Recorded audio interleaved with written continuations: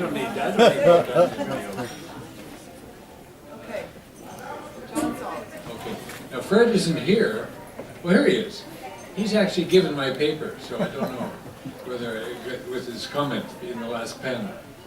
And also, Walter McLean came close to doing it too in the last 10 seconds of his talk. He said that if you look at Namibia and South Africa, life has not changed for the vast majority of people in the townships. What's that say about the transition? We have to start with that. I told Walter, better you start with that rather than finish with that as a kind of a footnote. That's the problem. Anyway, that's what I'm talking about. I guess if I am in the radical tradition, I'm really in the radical tradition for two reasons. I take racism very seriously, and it was important to fight against a racist regime. But I also take capitalism, global capitalism, very seriously, and many people in Southern Africa as well as in Canada fought against global capitalism, and we lost. So who won? Did we win the struggle for Southern Africa? Did the people of Southern Africa win the struggle for Southern Africa? Yes and no. But both yes and no are real. So we've got to think of that very carefully. Second question is, what do we take democracy seriously? I think we do. And I think the liberation movements at their best sometimes did, although there was a lot of vanguardism in the liberation movement. But the fact of the matter is, none of the countries of Southern Africa are in the least bit democratic. None of them listen to the voices of the mass of their people. So this is not a win-win story. It's not a day of celebration. It's a day for us to deeply reflect on what happened in South Africa and what we did to help it happen. I want to begin, all I'm going to do in the little time I have is three quick case studies. And one of them takes place right here at Carleton, and I'll remind you of it. Here at Carleton, in I think it was 1980, Pierre Trudeau came to speak on Southern Africa, as it happened. And he, at one point, a student, I don't know whether this was a student of Linda's or not, but I suspect perhaps it was, said he was challenged by a student who asked how Canada's policy of trading with South Africa could be reconciled with Canadian condemnations of apartheid. In response, Trudeau replied that, "I have a very poor answer to that." You bet he did.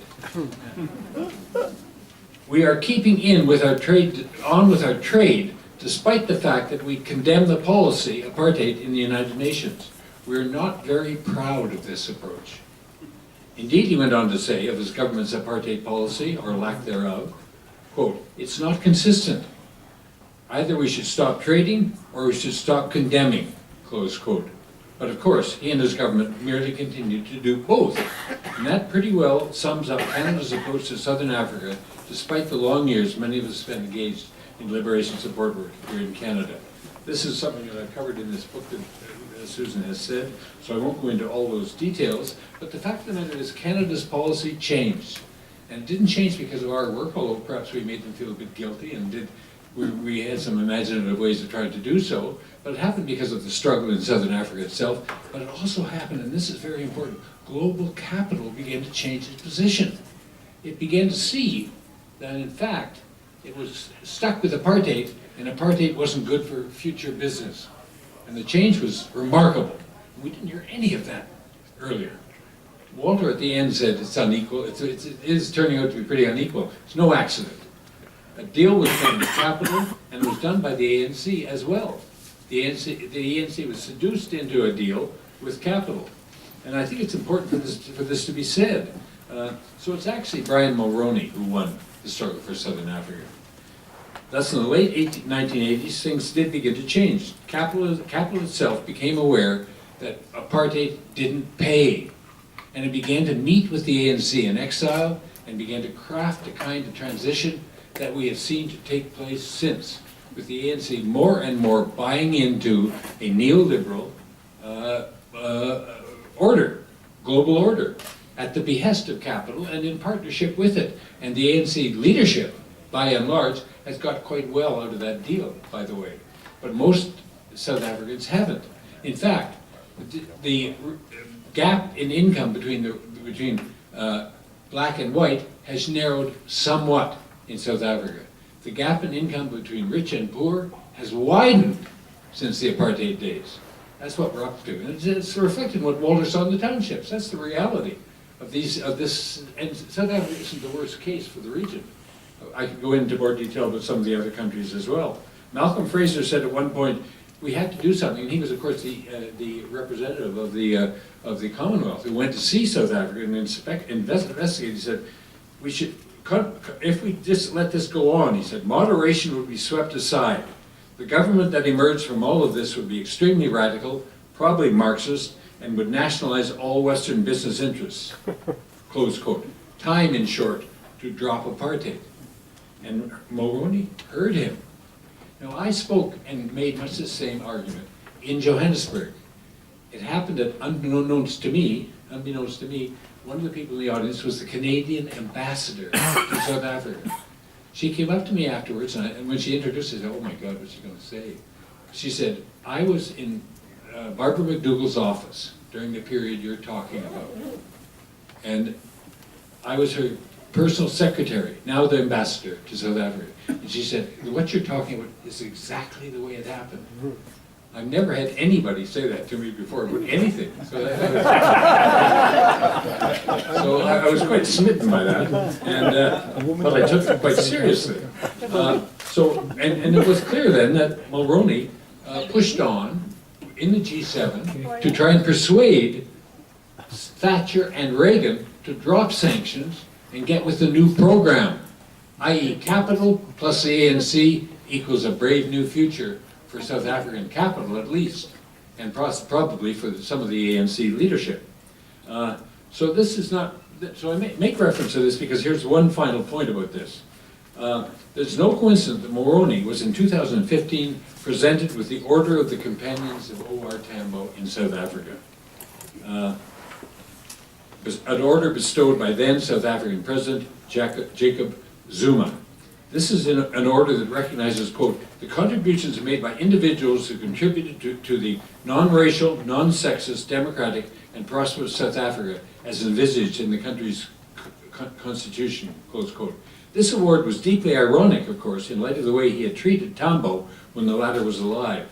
For Tambo came to Toronto to meet with Ticklesack, our organization, the very next day, after he had had a meeting of his own with Mulroney, and he was extremely offended by it, shaking with suppressed anger, actually, by the patronizing way Mulroney had treated him and interrogated him as a kind of suspected Soviet stooge-style terrorist. It's also indicative of Zuma's and the ANC's way mind works, that Mulroney is the only Canadian so honored from the years of support struggles for the liberation of South Africa that occurred in Canada. And had he not thus, and as confirmed in this tangible manner, won the struggle for Southern African liberation. Now, one final section is a reflection on our own practices, and we'll go into that in more detail as we go on. Who won here in Canada? Well, of course, the anti-apartheid movement, the liberation movement more generally, more or less drifted away.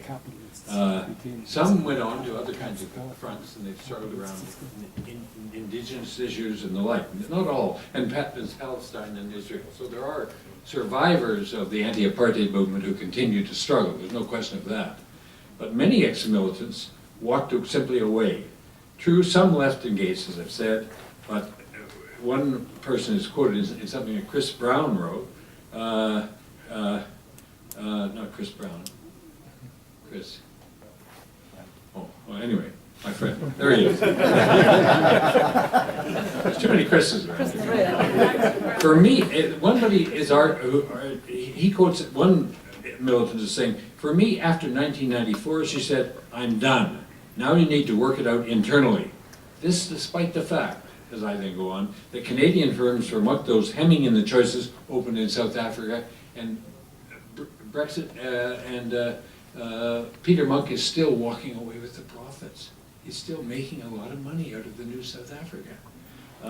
Indeed, by the 1990s, activism in support of South Africa had become a, quote, safe cause, with, in the rueful words of another erstwhile Toronto activist, quote, solidarity events going from pickets outside the LCBOs in 1982 to business luncheons and honorary citizenships for ANC cadres in the mid-90s. But others did see more clearly what was at stake. Thus, Black American human rights lawyer and activist Gay McDougall argued that part of the movement's problems was, quote, the fact that it had focused on so intensely on race. And she's saying this as an Afro-American. She's not downplaying the importance of race and the struggle against racism, institutionalized racism, but she's saying too much was left out of that paradigm. She said, for quote, Americans in general believe in civil and political rights, but not in economic and social rights. We don't believe that people should have a right to livelihood, to health, shelter, homes. The anti-apartheid movement has not dealt with these tough questions about the future, she reflected. I don't want to be harsh here, because I think we did real good with what we saw out there to do, but it was in many ways a shallow movement politically. And that was true of our movement as well. We didn't ask enough questions, or at least we didn't push the questions effectively enough. Whether we could have is, of course, quite another question, because we weren't exactly in the majority. In fact, indeed, as I've also quoted Bill Minter, despite the celebration of Mandela and the New South Africa, many were well aware that the media celebration concealed stubborn realities and economic inequality still to be addressed. But neither in South Africa nor in the United States, and not for that matter in Canada, were there clear strategies for dealing with these issues, much less a vision for how grassroots activists might be involved. So I ask, was an untransformed, smug Canada, a Canada where continuing inequality grows apace, capable of doing anything further, doing anything more? Is it now? Did Mulroney not win the struggle for Southern African liberation? Could we win next time? For there will be a next time.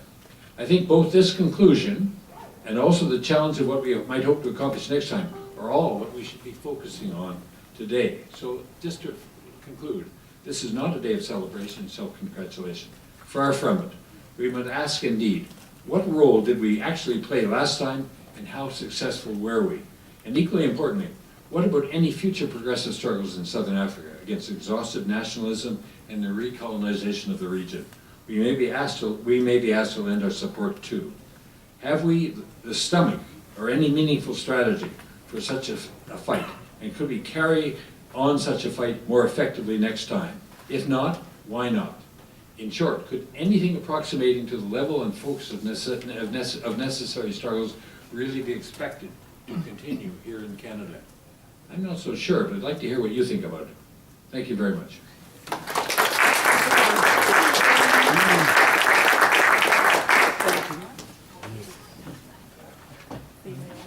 I was on the timer. I still have 2 minutes left.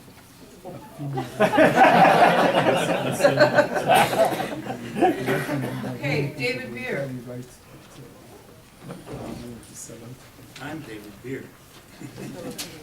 I was trying to think about. Oh, sorry. You got that? Okay. There we go. I was trying to think about a connection with Carleton, and I did do a course, a graduate course with Linda, somewhere in the late 70s, I think. And at the front desk when you came and got your ticket, we were asked, are you faculty or are you alumni? And I wasn't. I thought, oh my goodness. And then I said, oh, but I took that course from Linda. So I said, alumni. I did. That's enough credential. I'm going to look at the word solidarity because that was a very important concept to many young Canadians who went overseas with CUSO. I went to Northern Rhodesia in 1964, and we were not sure about what was all going on down south, but there were certainly awful things. So we were learning, and we were on a path to solidarity. Many of the CUSOs and many of the Canadian folks in other NGOs who were working in Southern Africa soon got quite familiar with living in the frontline states during the 60s and 70s. We were Canadians concerned about Southern Africa, whether you were actually serving at a high school or in a hospital in Zambia or in Botswana or in Mozambique, we were interacting with Southern Africans. We were academics, church people, CUSO there were hundreds of Canadians being exposed to the realities of South African apartheid, Rhodesian fascism, and Portuguese colonialism. So we met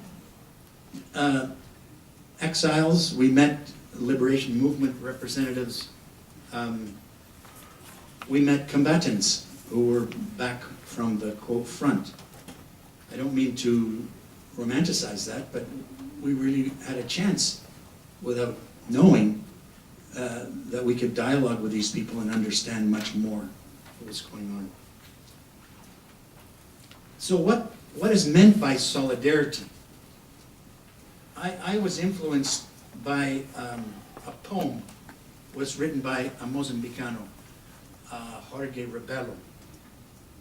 And as you may not see, but this is yellow paper. I've had this typed out for 40 years or something.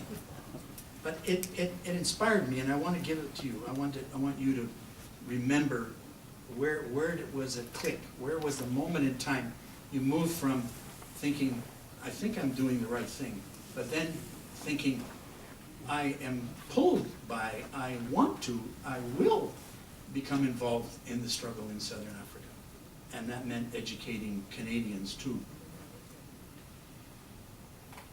This is the poem. Brother and sister from the West, how can we explain that you are our brother and sister? The world does not end at the threshold of your house, nor at the stream which marks the border of your country, nor the sea, in whose vastness you sometimes think that you have discovered the meaning of the infinite. Beyond your threshold, beyond the sea, a great struggle continues.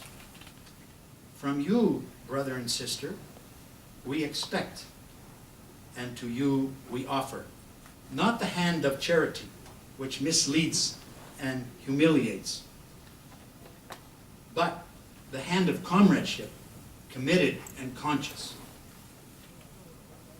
How can you refuse brother and sister from the West? So that flipped it around. And one of the things that I think is an element of solidarity is that we are informed by, we are pushed to by the very people that we have come to work with. And I just want to give a couple of examples of what the spark for some of the CUSO folks was living in the frontline states, which of course was very much affected by what was going on in South Africa. They were bombing us.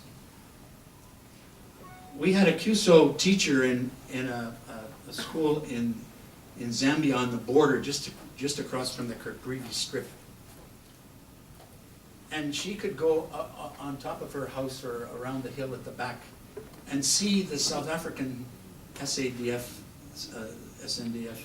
troops washing their clothes in South Africa where Caprivi came, and she was sitting in Zambia. So she took me up there one day. And that was the base, the South African base, as high and as far north as, this is 1970, 71, 72. So she had a picture, she had a moving picture of what the hell was going on, and she didn't understand it. So she had to learn about it.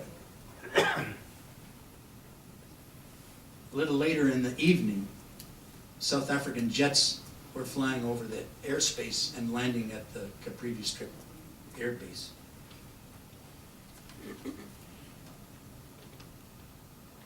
Another trigger were the raids, the bombing raids in Zambia and Lusaka and the Zapu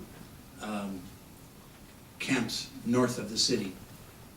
And they happened quite a bit. Going to work in the morning, you would see the jets, the Rhodesian fighters going across, and then we knew they were going to be bombing. Well, one of them was pretty bad, and people were coming in on backies and trucks, and the wounded were coming to the UTH hospital. And the CUSO people and lots of volunteers, we just went to the hospital to give blood, because that was the call.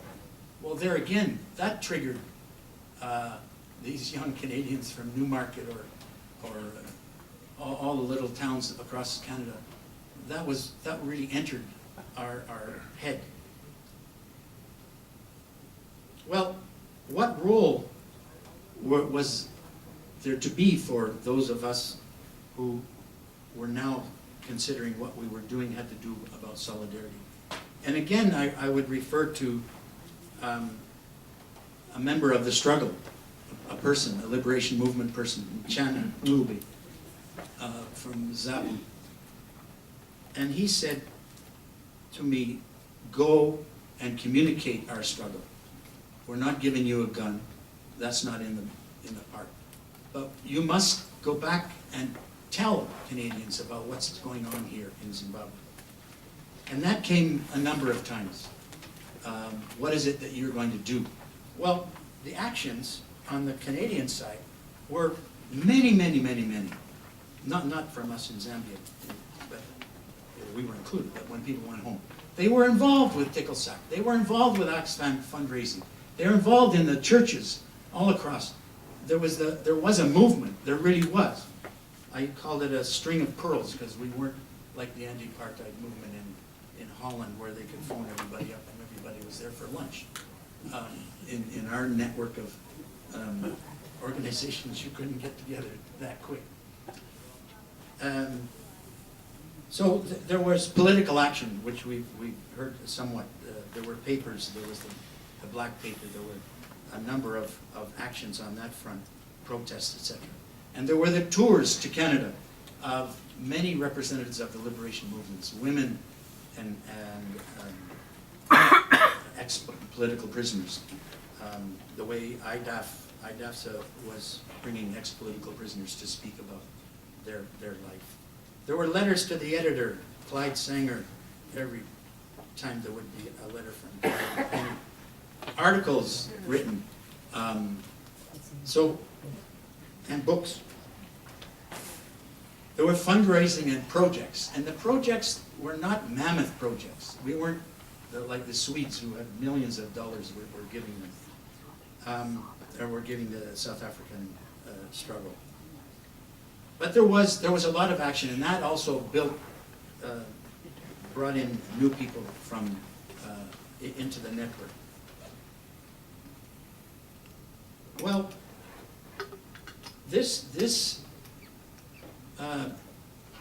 number of Canadians, there were hundreds all across the country, and I traveled a lot, talking from my position as a QSO field staff, and I've got 1 minute. And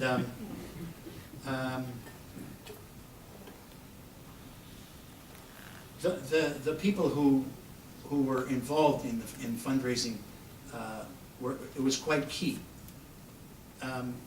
One incident I will tell you was at the time of the Clark government. That government decided to cut QSO and other NGOs any funding for Cuba, Vietnam, the ANC. So we were back for regional meetings in Ottawa, and the QSO director took us to meet Flora, who was the foreign minister.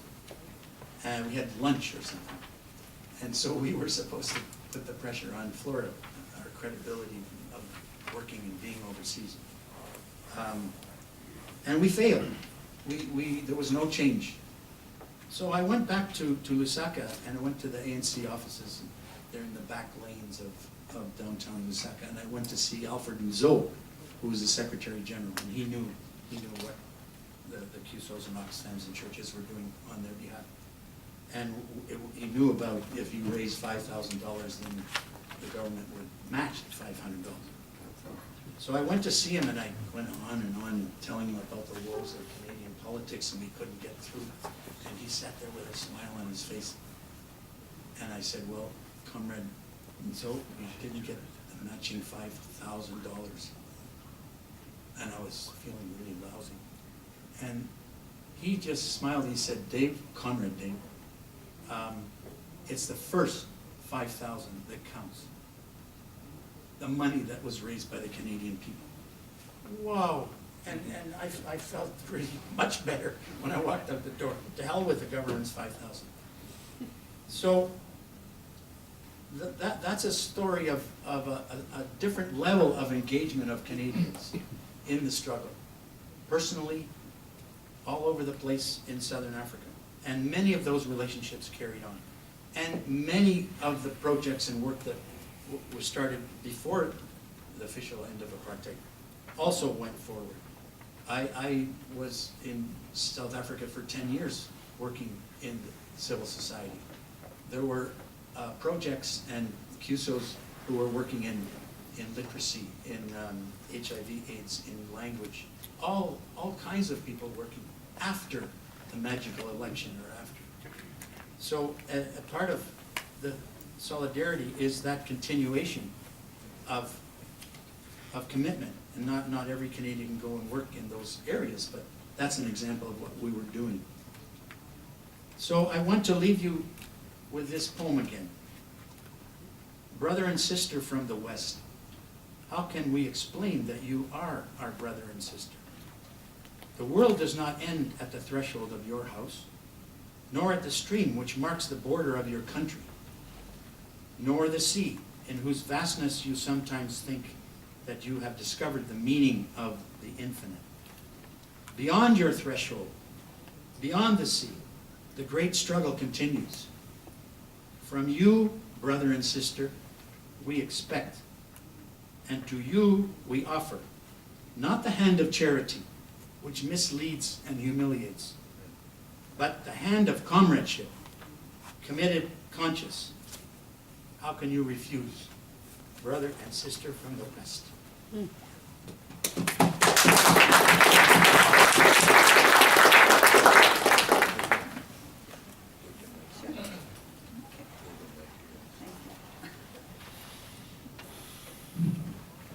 Okay, my name is Ann Mitchell. I'll put forward my Carleton credentials. I have taken a course with, or maybe one or two or more, I can't remember, with Linda. And I'm a graduate of NIPSA, of the Norman Patterson School. But that's as far as I went with my academic credentials. I then went back into, and I was working with an NGO at that time. I'm going to tell a little story. It's just of a short period of time of an organization called IDAFSA in Canada. IDAFSA had a long history before that. It started in the 50s through the Christian Action Fund to counter racism, where the funding was coming from the Christian Action and mostly in Britain and going to South Africa to help them counter racism. It then went on to oppose racism in South Africa for funds for families who were opposing unjust laws. And this is from the 50s. In 58, the Defense and Aid Fund was developed to cover, or established, to cover political trials. In 60, there was the Sharpeville Fund was set up to care for the families of those who were killed and wounded at Sharpeville, and to